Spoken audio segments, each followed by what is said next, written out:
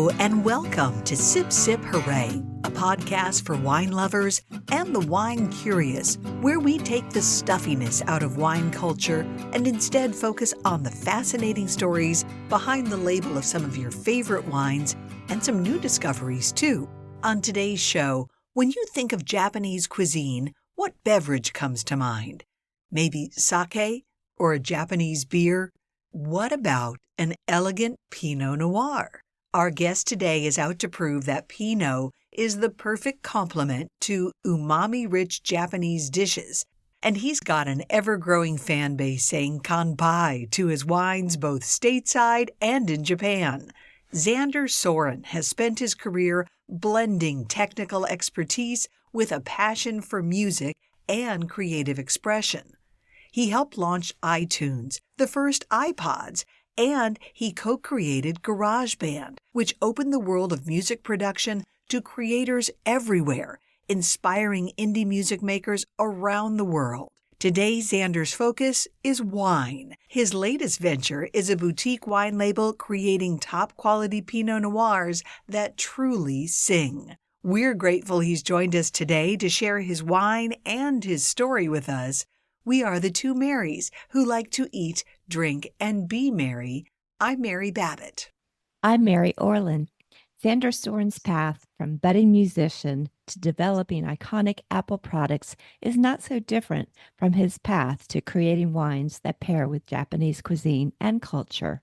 He certainly brought the Apple design sensibility to his wines in the packaging and in the elegance of the Pinot Noir made with one of our favorite winemakers, Shalini Sacker.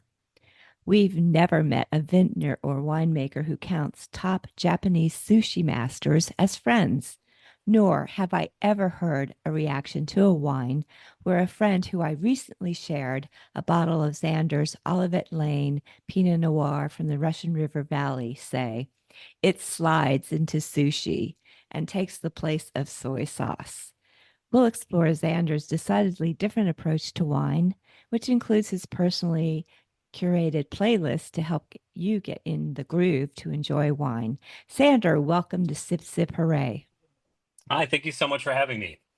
We're really glad you're here. And, I was thinking about how living in the Bay Area like I do, I've met so many people who work in technology, and most of them have jobs that I don't understand. They don't sound sexy. It's hard to really put your finger on what exactly they're doing. And you in the tech world had the opposite kind of career. Like you have stuff that changed people's life. You created stuff that really was a game changer for a ton of people from all walks of life. And so I'm curious about the journey from this cool tech space where you're doing things like GarageBand and interacting with really fun musicians and indie creators to really famous musicians to then switching to wine. Can you talk us and walk us through the journey from tech guy to winemaker? Absolutely, and it's kind of a crazy story that it goes back to even my college days, and I went to University of Wisconsin, Madison, and it's a great like sports beer drinking town, where the Badgers are. It's a state capital, and I went through all that in undergrad, and then I wound up sticking around longer and working in not only music as a musician, but kind of some technology jobs and marketing. But we started. I had a group of friends that like-minded after a certain amount, there's only so many beers and brats you can drink, and we started broadening our horizons by going to the cool musician bar. It was a kind of a wine and cocktail jazz bar called Cafe Momar, and that's where I started realizing, like, I like wine, and I particularly was really drawn to Pinot Noir back then. um, so fast forwarding a little bit, there was a big group of my friends that were also interested in technology. A lot of us were into music as well, but there was this exodus to the Bay Area in the mid to late 90s when all the the dot-com technology excitement and websites were kind of a brand new thing, and there was this big explosion, and people slowly started like finding jobs out west, and I was one of the last people to come out, and I was very, very fortunate that I think I got one of the cooler jobs, which is working at Apple during its turnaround.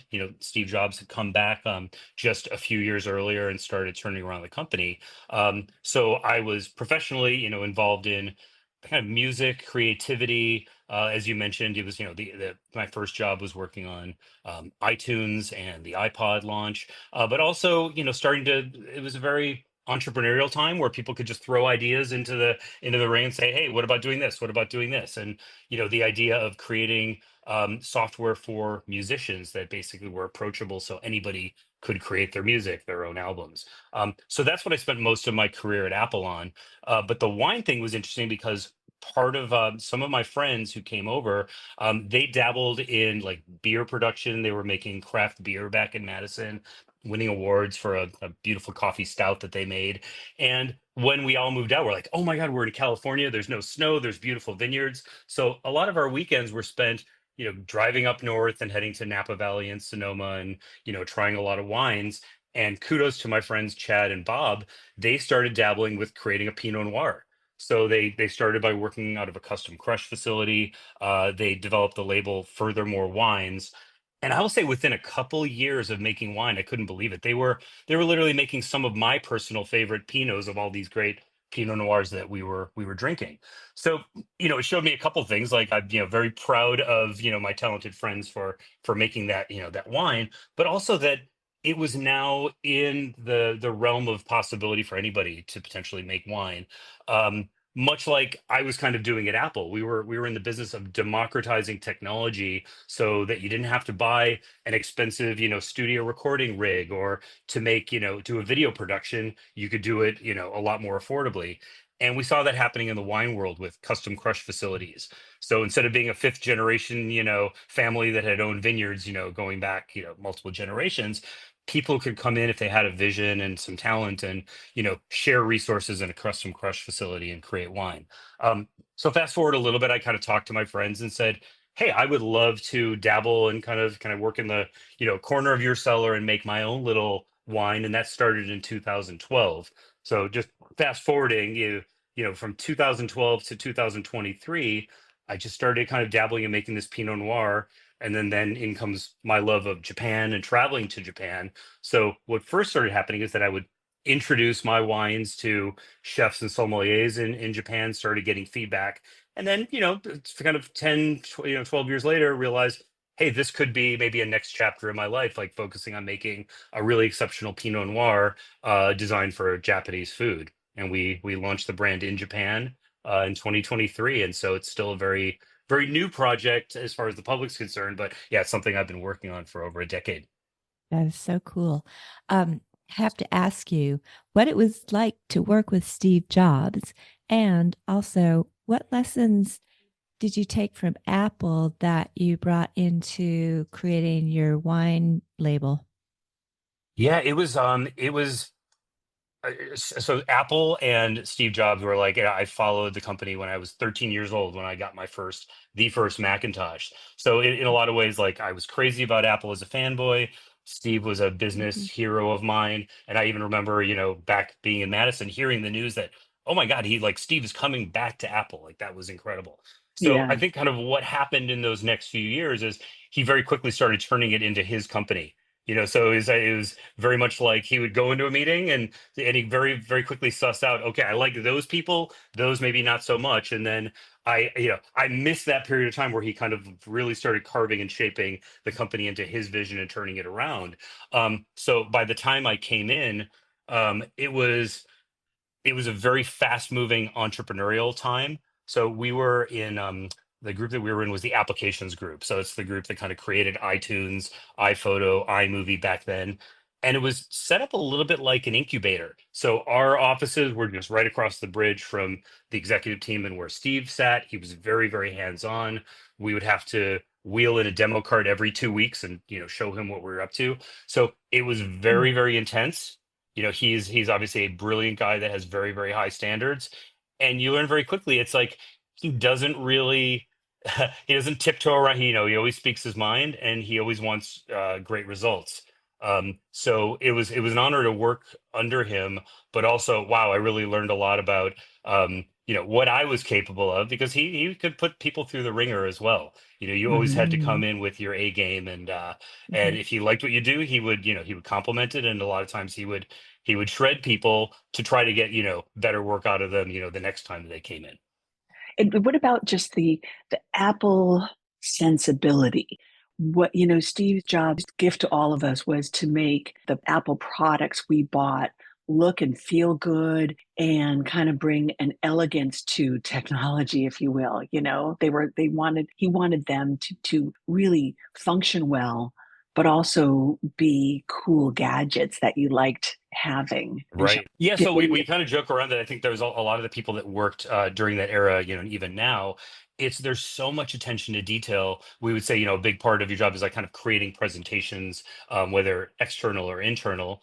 Um, and we could, the joke is like you could really see like pixel shifts. And if there's like one pixel out of place, like, Apple employees could see that. So we Mm, were, really, really trained that things had to be, perfect, excellent, mhm, really buttoned up, along with a real passion for for creating great products for customers. We always wanted customers to be excited and delighted when they unboxed and opened their Apple products. I also grew up under an industrial designer. So my father was very talented industrial designer for Motorola. He actually created the first flip phone, Oh, the wow. MicroTAC and the StarTAC, very iconic phones for Motorola. So I no think a way. combination, yeah. That's So I really think cool. so I remember Wow. like growing up around great design. My dad was actually Mhm, doing very early computer-based 3D design. So that was a little bit in my DNA. And then being a fan of Apple products to then, being on the inside and seeing how they're made and just that love and attention to detail.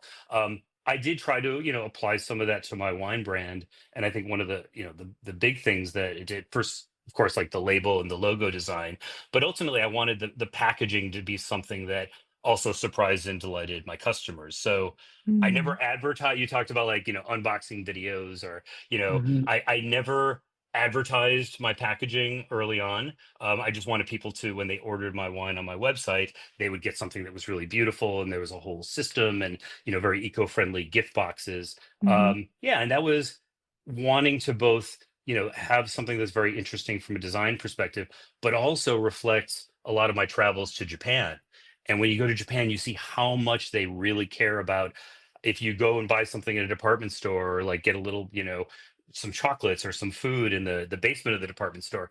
Every little box and bag is like beautifully colored and matched, and the whole experience of how it's presented and opened. I wanted to bring that into the ethos of my wines as well. So that's something that I think my customers have really liked and been surprised about with the gift boxes that they get when they order. Those yeah. boxes are beautiful.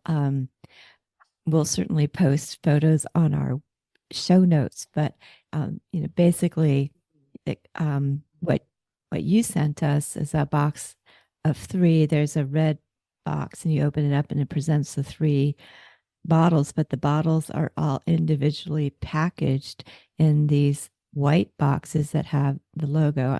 Is that a sakura cherry blossom? That's your logo? It is actually it's inspired by the sakura, but it's a I wanted to kind of do an East meets West theme with my brand, which is inspired by Japan, but Japan meets California. So that flower it's a Fracera, which is a Western U.S. wildflower, I think, that grows in the mountains. And there's a lot of layers to the logo, but the fact that it's four petals and it's in an angle is meant to also convey an X, which is the first name of, yeah, the first letter of Xander. So Ah, that's like the first thing. So it's Oh, a Japanese, inspired flower design that suggests an X. But then all these musical themes are interwoven and start to reveal themselves. So some people see like a speaker cone in the middle, or sound waves radiating out, or oh, cool. vintage vinyl or reel to reel. So there are a lot of like intentionally musical elements that are subtly like mixed in as Oh, well, because of course, because of the music part of my background. yeah. that's That's awesome. fascinating. It really is. But the box itself, there's a sleeve that you take off, and then there's the box, and it opens from the side, and it's like a magnetic closure. So it closes very nicely. You have that satisfying sound, kind of that, Mhm. what is it that, I'm going to get it wrong, the ASMR or ASM, Oh Oh, yeah, yeah, yeah, yeah, yeah. ASMR, but it's absolutely beautiful. So I'm very interested in the connection you have with Japan and Japanese culture, when that started, what the spark was, and And when you did it? launched in Japan, you said. Yeah, right. Yes, I did. And you just, yeah, to tie off the last thing with that packaging, I'm glad you noticed a lot of things that, a lot of time and intention and thought went into. But the interesting thing was there were a few sake box designs that I started seeing in Japan, and there was one in particular that I fell in love with. And what I liked about it, it was cardboard, which is, very eco-friendly, and I can tell it was designed where there's not a lot of waste and it's very, easily recyclable. But the way that it was set is it was like two different boxes, and once you put the top box on top of the other, it would just, the tolerances were just so perfectly designed that the box would just slowly just start like sliding under its own weight Mm, and fit Mm. and close. And I got to meet as we were exploring, like, well, what kind of gift box should I create? I actually met the person that designed that box, with a lot of research. And the funny thing is that he told me that he was inspired by the iPhone packaging. oh, So it was just really? like so full of like, yeah, it's just That's like funny. common kind of interests and thinking. And I was fortunate enough to fall in love with that box, meet him, and then realize that he was also inspired by an Apple product. So That's that was great. a Full that was a circle. really, yeah, fun full circle Yeah. moment. But yeah, to answer so the larger question about Japan, it really it started at an early age without me even realizing it. Then over time as an adult, I started seeing, okay, there's a pattern here. But I would say, it started even as early as watching the original, not the new one, but the original Shogun miniseries in 1980 that my parents were watching, and I was just Yeah. intrigued by the culture. And then I started realizing that I loved the food, at least the American take on Japanese food that I Mhm. had, growing up in the U.S. And then I fell in love with Kurosawa films. My father introduced me to the movie Ron, and then I later saw like Seven Samurai and all these very, very iconic films that wound up, inspiring like George Lucas and Steven Spielberg. And then as I went into college, I took art history and Japanese history. And I think it was my first actual trip to Japan, which was I think around 2002, where then it all just snapped. Like I went over there and was like, wow, like the people are amazing. I'm seeing all the design and culture. They're so polite. They really like the attention to detail and the care in small things, is wonderful. And then when you actually have real Japanese food, that was just like, the aha moment and the light bulb went off. And like, this is Mm. so great. And then that eventually led into me, as I started making wine and getting great reception, bringing it over there and introducing it to people. And like, this could be a thing. Like, what if we could create a California Pinot Noir that's designed for pairing with Japanese cuisine?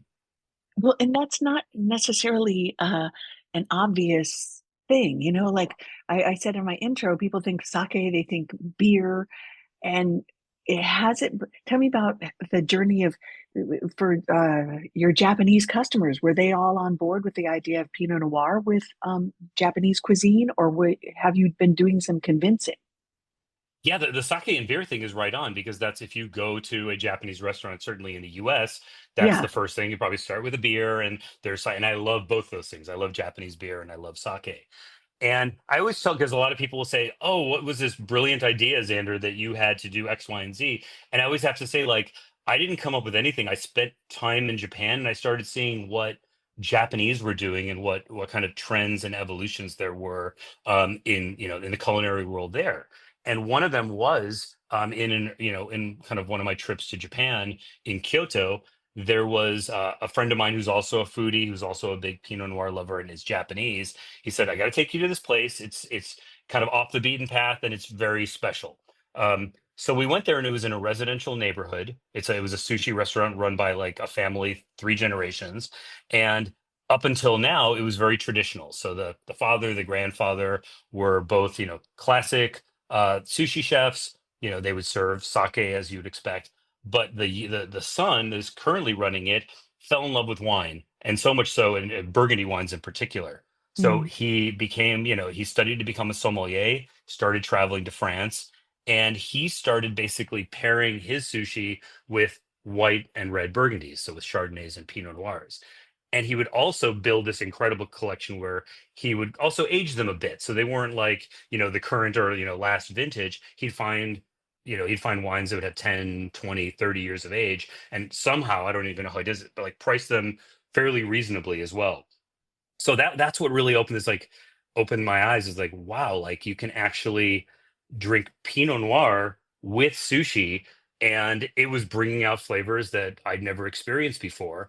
And then as I started traveling a little more and going to other sushi restaurants, I realized this wasn't a one-off thing. If you go to any fine dining or sushi restaurant, there are always going to be high-end burgundies and champagnes that they'll serve and pair with it. Oh, okay. And so my take on it was like, that is awesome. I live in California, and I think there are people in Japan, and I think it's even some in the US, kind of understand California wines through some of the different phases we've gone through, where there can be riper and more powerful styles of all of our wines, particularly like reds and Pinot Noir went through a phase where they were higher alcohol, they were like Mhm. kind of punchy and powerful. They're fun to drink. I love those wines, but you put that with sushi or Japanese food, it's going to overpower it. So Mhm. my thinking was, well, they're they're loving Burgundy, and Burgundy is done with that kind of a lighter touch, and they're made as lower alcohol, lower intervention wines. So in partnering with Shalini, who you mentioned before, my amazing winemaker, we kind of said, well, what if we really try to, let's find the right sites, which are going to be coastal and cool climate. And let's try to pick earlier and lower bricks so that we're not getting overpowering alcohols. And it's not like we're not the only ones doing that. I think there's a nice trend right now where California Pinot producers are trying to work within the high 12 to mid 13% alcohol. Mhm. And that's kind Mhm. of every vintage you're subject to what Mother Nature gives you, but that's what we're trying to kind of work with as our sweet spot. And then, Mhm. yeah, we kind of realized that in making a California cool climate coastal Pinot Noir in that lighter style, it shows California in a way that maybe has a little bit more of an old world sensibility. And we found that like Japanese, yeah, really, really responded well to that. Yeah, well, I would say you have definitely succeeded with with that style. The wines are just they're lighter in color than a lot of Pinots on the market. They're certainly a little bit lighter in body, but they're floral. There's also some are more earthy, but they all have this ethereal sense to them that I don't often find in Pinot. And I'm always excited when I get that characteristic. And I think that's, I think in that way you've achieved what you and Shalini set out to do. Well, I love hearing that. So thank you. You're hitting like all the descriptors of what we were going for, which is That's a, great. a great So, compliment.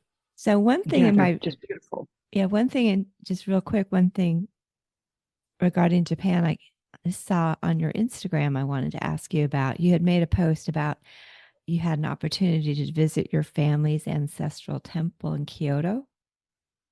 Yeah, so that was actually a little bit of a joke because it was a play on words and a play on names. So my last name is Soren, and there's a temple in Kyoto. It's really, really small and remote in the mountains, and I ran across it like on a map or something and said, "What is that?" And so it's called Sorenji, which is Sorenji, or like the Temple of Soren. So I went over there, and ironically or coincidentally, it there's this Japanese cypress which has this.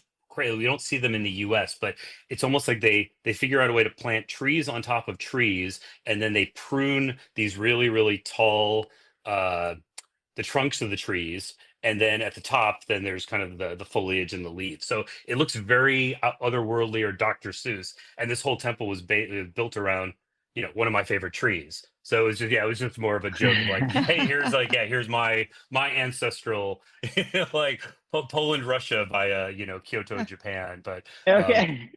and the other funny part of that is that we also found out that the name Soren it's the Japanese name for Soviet Union, which is where my parents were born. So just, yeah, a lot Really? of fun coincidences with that. But yeah, I'm Oh, glad you found yeah. that. Wow. Cool. Well, let's talk about the wine a little bit. So, you explain to our listeners you're working with a friend of our podcast who we admire so much. She's so super talented and she has many, many fans in the wine world. Shalini Sacker, I hope I'm saying her name right. I feel like that poor woman, I always butcher it. But you work with her to make your wines. And And tell me about that relationship and kind of some of the stuff you're doing. You're not interested in making ordinary wines, it strikes me. These are exceptional wines, and you design them to impress. And you, as Mary said, you are hitting the mark. But you guys, it seems like you've got a good working thing going with Shalini. Yeah, absolutely. I'm so blessed to be working with her, and she gave me a great mnemonic device to remember the pronunciation of her last name, which is Okay. different than how it's written. She just always remember a pepper shaker. So it's Shalini Shaker. Shaker. Shalini And Shaker. yeah, Oh but my like God. when I first I read it, I'm said like, oh, is it Sacker. Sakar? Is it Sakar? Yeah, but it's Shaker.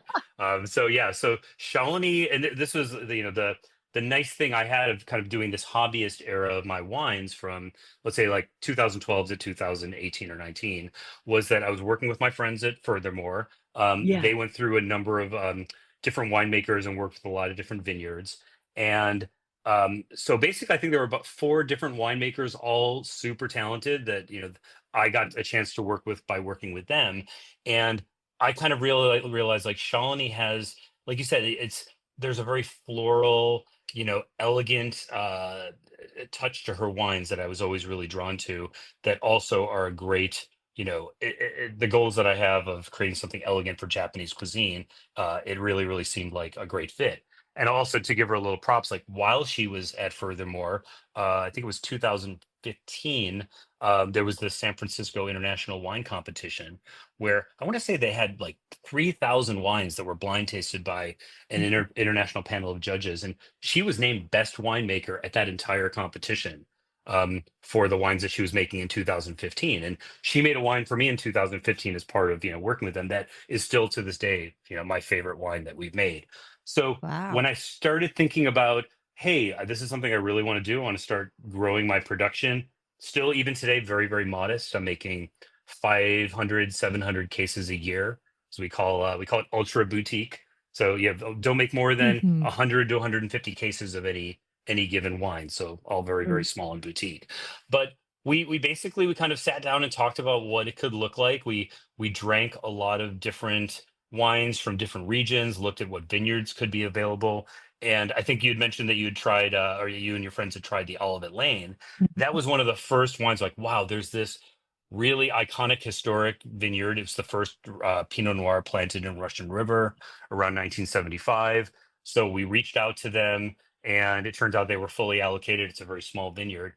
And then a week later, they came back and said, you know what? There was, one other winery that was like, that had these rows and these blocks. They're going to pass on this vintage, so it's yours if you want it. And we're sort of like, absolutely.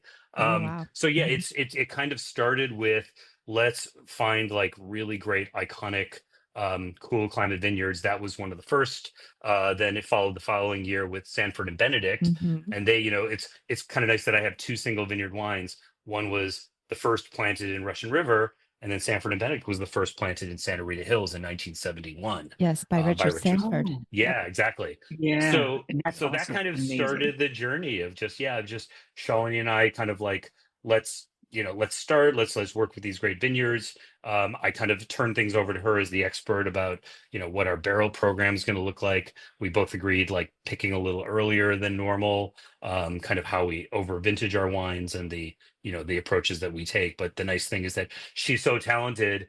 We do a lot of tastings, we do all of our blendings together, but I always know that, my wines are in great hands kind of under her stewardship. Mm. Tell me about So matching the barrels to the specific vineyard sites and clones.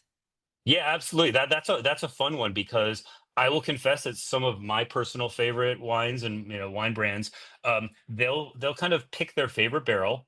It's like, okay, this is our house barrel, and we've decided 30% new French oak is our program, so that every vineyard they work with, it's the wines are made the exact same way. And then what that leads to is a really nice study in terroir, right? So it's like, Mhm. all our wines are made with the same barrels, and we've got this vineyard, this vineyard, this vineyard, and then you can really just compare, vineyard to vineyards, what are the soils and elevations and the terroir giving you, because they're all made in the same style.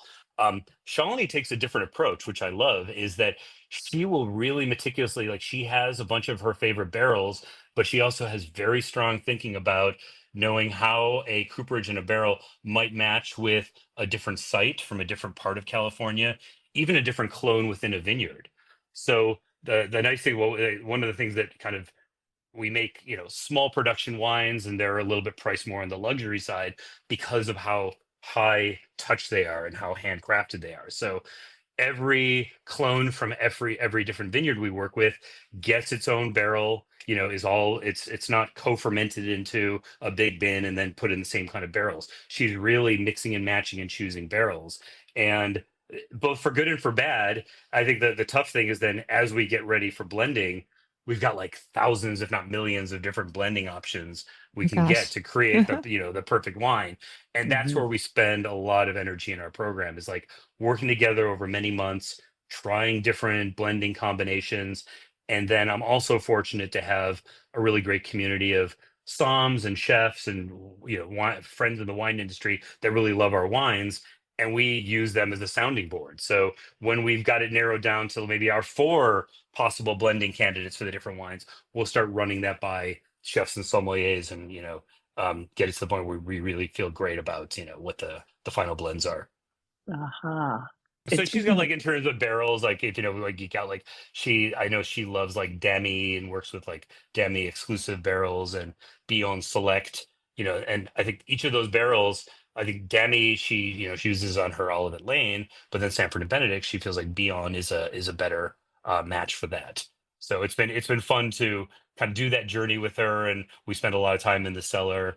Try this, and just look at what the different barrels and new versus neutral, and that's my favorite part of the process, is going through and doing all that blending and evaluation of the wines before they're bottled. and I assume you have some pretty amazing music playing when you're doing that. Yeah, we do sometimes. Yeah, sometimes it's funny. She's really into reggaeton and Bad Bunny, and then she's let's say like a decade Sure. younger than me, and then yeah, so I've got my favorites and my chill wave genres, and the electronic music that I like as well. Yeah, That's I awesome. wasn't really familiar with chillwave before I started reading about you and then listening to the playlist you sent us. I really dig it. Oh, thanks. I'm glad you like it. Yeah, chillwave is interesting because I'm a child of the '80s, and what happened was, as everything like '80s become, cheesy to some people at some period of time, then it comes roaring back, and then Hmm. young people find it and fall in love with it. So there's a lot of people making like '80s inspired music, but with Hmm. modern production techniques. And I Yeah. think Yeah. that's what, chillwave, it was a little more popular, I would say, like 5 to 10 years ago, but a lot of like great artists, and it bridges my generation to kind of the younger kids today that are listening to that. So it's a genre I really like. Yeah. Well, the It, 70s and 80s are my sweet spot for music, so it's perfect. yeah, it makes great dinner party music for sure. Yeah. Yes. Hmm.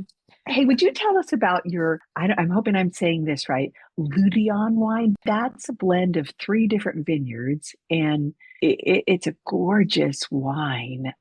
It is. It's got some beautiful like herbal notes in it, and just like the balance you guys get. Hmm. I'm not articulate when it comes to describing wine, but this is just a spectacular offering. And and the name Ludion, what does that come from? And can you just maybe help me by describing it, the wine? Yeah, of course. So that's a fun one. So I will say that my entire winemaking program is kind of built around creating that wine. So it is my signature wine. Oh, And when good. I Yeah. sat down to try to think about like what's like a powerful, iconic name, and you look in the industry, and I was inspired by things like Rubicon and Insignia, and they're just certain names that like have a little like power or gravitas to it. And the name actually came from within my own family. So my mother's name was Lutka, my father's name is Leon, so I combined them together into Ludion. Oh, And nice. yeah, yeah. So it was fun. Like, and then as I started, it started growing on me. And I went to my friend who's, my trademark attorney, also a musician. And he did a search. He's like, you know what? I love the name too. And I cannot believe that it is available in the wine world. So jump on it, which I did. But the nice thing about that is that, yeah, it kind of sounds French, like Ludéon. Like some people think it it Right. has some French reference to it, but it That's what doesn't I thought. really. Yeah, yeah. So yeah, so it's of all my wines, it's a black label with gold foil. It has my signature on the back because we consider it my signature premium wine. And when I was talking about blending before, it's so we're working with Central Coast Vineyards on that, and it's kind of the most iconic ones from Sanford and Benedict, Fiddlesticks, Long Hmm. Cantata, Yeah. and Mm. what we're doing is we're basically taking, and it's not just saying, oh, it's the best of the barrel, because everything that's in our barrels we consider really good, but it's how do we find the right blend and combination that is going to be age worthy, have beautiful acidity to support, to support foods, be very delicate, but also a great bouquet.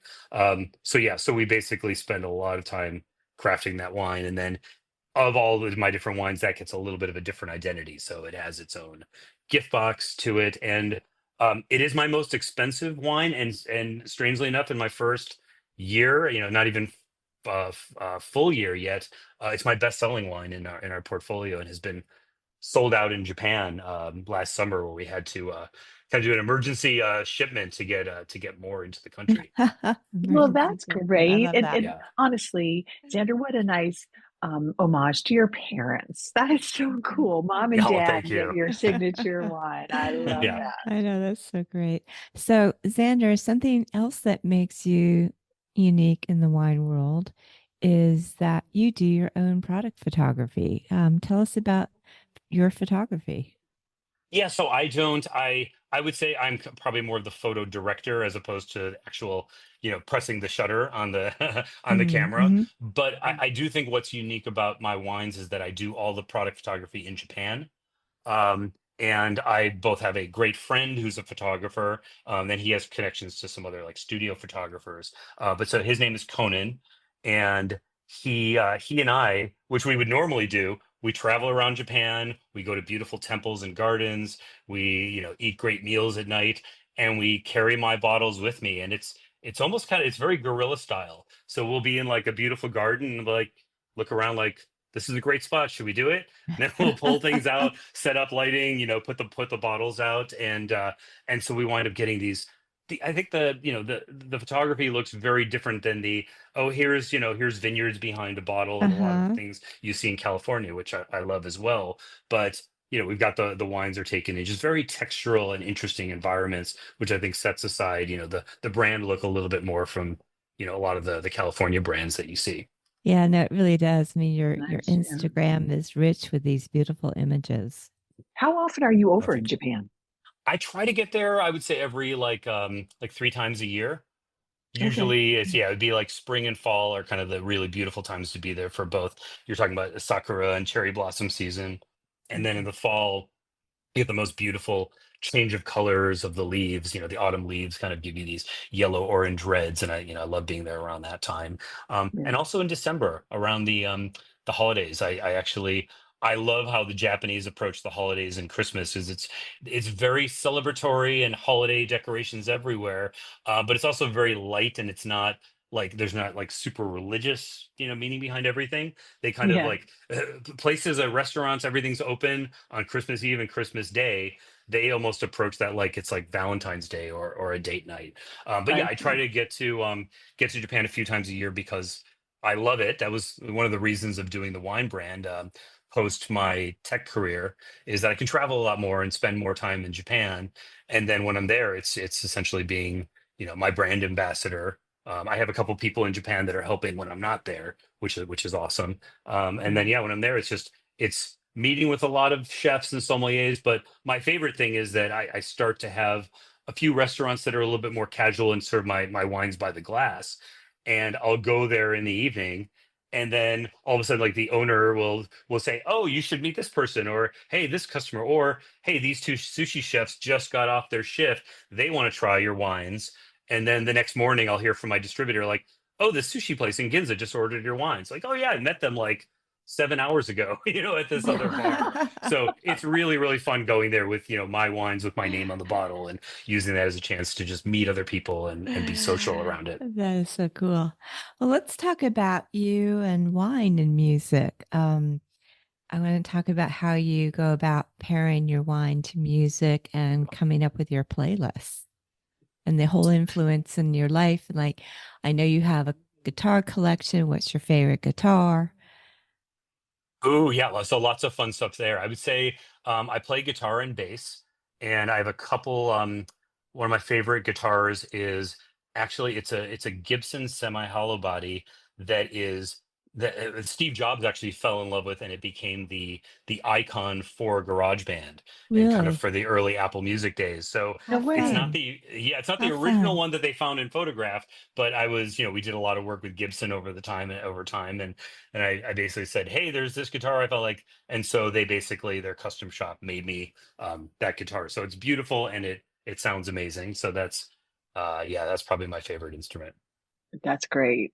You've got a photograph of you and all your guitars, or not, probably not all of them, some of your guitars on your website. Is it in that Yes. photo? Yeah, it's actually that one is in a special place. So I've got my wall of like my favorite guitars, and that one Yeah. has its own like it's actually across from my wine display. So Okay. when I'm up there next, I'll send you guys a photo so you can kind of Oh, see I'd it love to see That'd it. be in Yeah, in, that awesome. would in be great. context. And we'll Yeah, yeah. There's post it something in our else show fun on your notes. website Yeah. that I think our listeners would enjoy.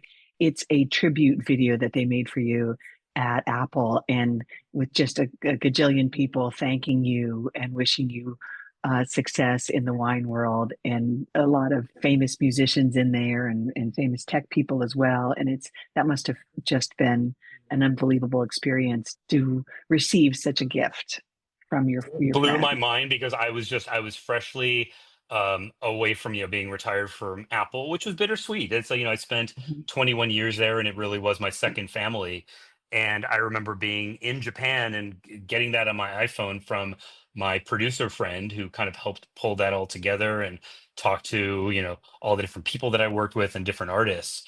And it was like I had tears in my eyes, like watching like Mm. some of my childhood heroes like John Anderson from Yes Gosh. created a little song like about me and my Mm. wines. I was like, I can't Wow. like Jane Weedland, who's now my friend from the Go-Go's, and they were just Yeah. a lot of artists that I really love, kind of talking about our time working together and wishing me luck on the wines. And I always try to get my wines in the hands of as many musicians as I can as well. Little side detour just to circle back to Shalini. So it was funny that she also had the musical background, that we Right. both came into wine originally out of a love for music, and she was a concert flutist, Hmm. um, and even her current wine label Odavino is inspired by the graphics of the fingering of the flute. So Mm. she was traveling and she was auditioning to be a concert, play Hmm. concert flute, and was teaching music theory at Mhm. university. And I think at one point she kind of had her little, detour of like, okay, I also love wine, and she went in that direction. So, we're kind of we have that mutual love and background between That's us. Yeah. Which, yeah, I think that's really, there's something beautiful about that, and another reason you work so well together. That's great. yeah. Oh, so. one of the things I wanted to mention, you guys are intentional in you age the wine a couple of years before you release it, so that your Pinots, and again, these are kind of a luxury product, and intentionally so, and they are ready to go when you receive them, but they're also cellar worthy. They're ageable, right? Am I getting that right? Yeah. I'm actually so glad you mentioned that because I think it was about a week ago, I was listening to your podcast, and it was your pet peeves podcast about like, hey, there's some little things in the wine industry that maybe like, annoy us a little bit or are pet peeves. And I think one of them related to, hey, couldn't restaurants have a little bit of wider selection of wines by the glass? And Mhm. that triggered one of my own pet peeves, which is if I go to a really great restaurant, but yeah, first I think like there could be more wines by the glass, and I love places that have really passionate wine directors where they'll have like Coravin or like kind of premium pours where they can go back and have a really deep library, and you can get some wines with a little bit of age. My Yeah. pet peeve is that most wines that you see, not even by the glass, even on bottle menus, you go into the steakhouse now, or you're seeing 2021, 2022 Hmm. wines, even like 23 wines are on the menu. And I feel like, like with a rosé or with a white, no problem. But I feel like with reds, you really do need to age them a little for them to be at their best. And I Yep. would say for like Cabernet Sauvignon, like I'm buying cabs from 2011 right now because I feel like it was Hmm. a cooler, wetter vintage that some people have discounted, and I really like it. Right. And so you're Hmm. buying wines that have some age and are ready to go. So with my own wines, I kind of feel like 4 to 5 years is I don't even say the sweet spot. I think it's the entry point to when a wine really settles in and starts to reveal what it is. So our aging program is 4 to 5 years total. We over vintage our wines in barrel for about 17 months. Some people do that. Some people are very much of like, it's more, you hear a lot about 10 or 11 month aging, because what that lets you do is let's get the wine out of the barrels into bottles, and then now we got our barrels ready for the incoming harvest. So to over vintage a wine, it's more expensive because you have to have more barrels because you're overlapping them. So we kind of, yeah, as a premium brand, the thing that Shalini and I do, everything is no compromise. So we never make a decision because, hey, if we do A or B, B is a little less expensive. We always do what's going to create the best tasting wine. And another example of that is that, so the current wines that I'm selling are my 2020 vintage. And because I've been making wine since 2012, I have a nice library that people can go back and also try some of my earlier ones. But this would be the time of the year that we would be thinking about releasing my 2021 vintage. Hmm. And 2021 was a little bit of it was a lower yield, kind of cooler, more elegant vintage. And as we're trying the wines, I was like, you know what? These could use another year, I think. So I think we're planning on releasing the 2021 vintage about a year from now. Oh, wow. Hmm. So yeah, so all of that, it's more expensive as a wine producer. Hmm. Typically you got your wines, sell them, get rid of them, move on to the next vintage. In our case, we hold on to them, and we try to offer them when we personally think they're the best, and they're ready. That's great. So right now, all you make is Pinot Noir. Do you have future plans to work with other varieties? I will say, so that is the number one question that I get in Japan, Hmm. because I'm pouring my wines, I'm telling the story about how much we love Burgundy. So the next question is like, what about a Chardonnay? What about a rosé? So we're thinking about a lot of different things. Maybe a little bit of an exclusive or a first here is that we are bottling next week, and we're doing a very small run of a rosé. So that'll Ooh. be like our first foray, and it is Pinot Noir, so it's still in the Hmm. the Pinot Noir varietal category. But it's gonna be a tiny, tiny little production. But yeah, we're kind of considering and looking at all possibilities of what we might do. But it is a very Pinot Noir focused label. Is the Yeah. rosé, did you pick that specifically for rosé, or is it the Saignée method? It is Sanya, yeah. So we have all these amazing sources, and we used a lot of that free run, the runoff, to be able to Hmm. create that small production of rosé. But then it kind of, yeah, it gets the juices flowing, no pun intended, to be like, hey, if we did it again in another vintage, what would we do, differently? Hmm. So kind of like what we did with my wine starting as a hobby in 2012. Everything is just gradual, learning and improvement over time. We talked a lot about how the Japanese market was where you launched, and you've really tried to create wines that match beautifully and pair beautifully with Japanese cuisine. And yet, I think it's important to note that it's not exclusive to Japanese cuisine. These Yes, wines are yeah. so Thank you for Yeah, mentioning right. that. Yeah, like when we had this bottle of the Olivet Lane, my friend had short ribs and I had chicken, and it was Yeah. beautiful with all both of those. That is great. Nice. I love short ribs, and I've had that pairing, so I approve of that message. But yeah, though it's an interesting topic because, like, when I went to Japan and when I market there, that's a slam dunk. It's like, hey, I love your country, I love Japan, and I live in California. So my love letter to Japan was to create this elegant old world style, coastal Pinot Noir for your cuisine, and that message resonated beautifully. So also to kind of show my dedication to their culture, I launched there first for a year, so there was a period of time for a year my wines were exclusively available in Japan before the US. So as I was about a year ago, I was preparing to launch the brand in the US, and it led to those kind of questions because we all know, like, Pinot Noir is one of the most versatile food friendly wines, and my Pinot and a lot of others pair with a wide variety of different cuisines. So just like you said, like when I was thinking about like how to market in the US, should it be like, hey, it's designed to be elegant enough for Japanese food, but good with everything else? Or should it be for Mhm. Asian food and make it a little bit more broad? And I think where I netted out just from a marketing and positioning standpoint, I'm very happy with this, is we said, like, let's just lean into we created this for Japan and Japanese food. Let's start with that as the message. And in some ways, because the wine industry is just, it's such a crowded space with so many brands that are doing interesting things. You walk into K&L Wines or like a big wine store, and you're seeing hundreds, if not thousands, of different bottles and brands. All of them are great and have a unique story. Like, but how do you differentiate one California Pinot from the other? So I Gosh, think yes.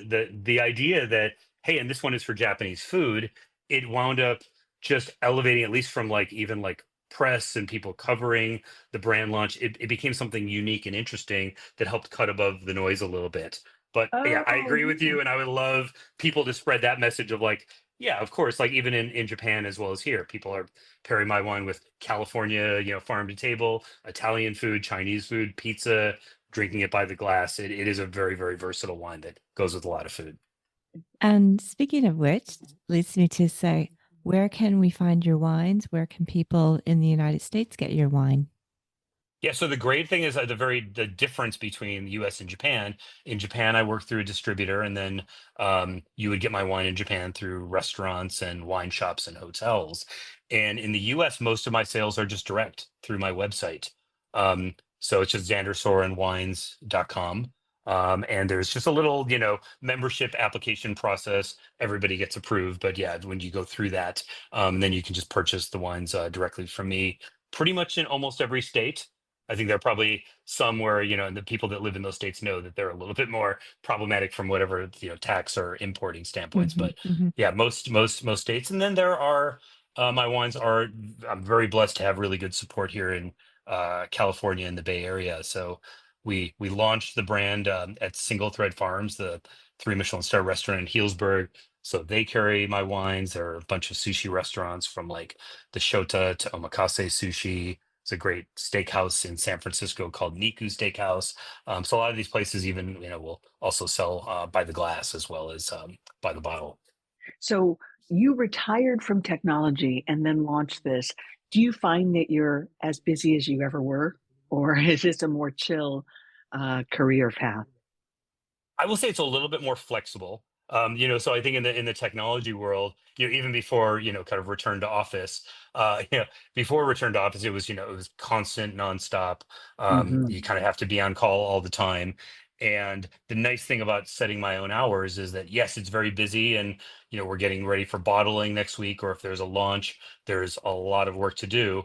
But there's also like, hey, if I need to do some things personally or take a little time or do a little trip, it is easier to own my own schedule. But it's a labor of love. So I do, of course, I put a lot of time into it because I love it. Well, we can certainly tell, and that comes across in just talking to you, and of course in the glass. So, Xander, thank you so much for such a fascinating conversation. Oh, it was Absolutely. really fun chatting. Thank you. Good. I'm so glad because I truly enjoyed it. I was thinking that your brilliance really shines through in the wine and the way you talk about them, your career path, etc. But you know what else really resonates is your approachability and your kindness. And I think that speaks volumes for who you are. And so I just am so excited for what you're doing. And I wish you continued success. Though you don't need it. I think you're well on your way. Oh, thanks, Mary. So I look forward to checking out, yeah, the future. I follow your podcast. So yeah, I look Thank forward to listening you. to it and hopefully meeting you guys in person one day. Thank you. We would love that. Absolutely. Absolutely. Great. All right. Well, so thanks again. And Xander, sip, sip, hooray. Thank you. Yeah, cheers, Cheers. Xander. Thank Yeah. you. Okay. Bye bye. Bye.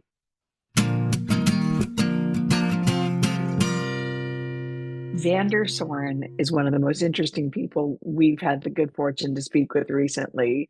Um, I'm just wildly impressed by his wines, but also kind of awestruck by his contributions to technology and music Hmm. and the things that Hmm. we all love.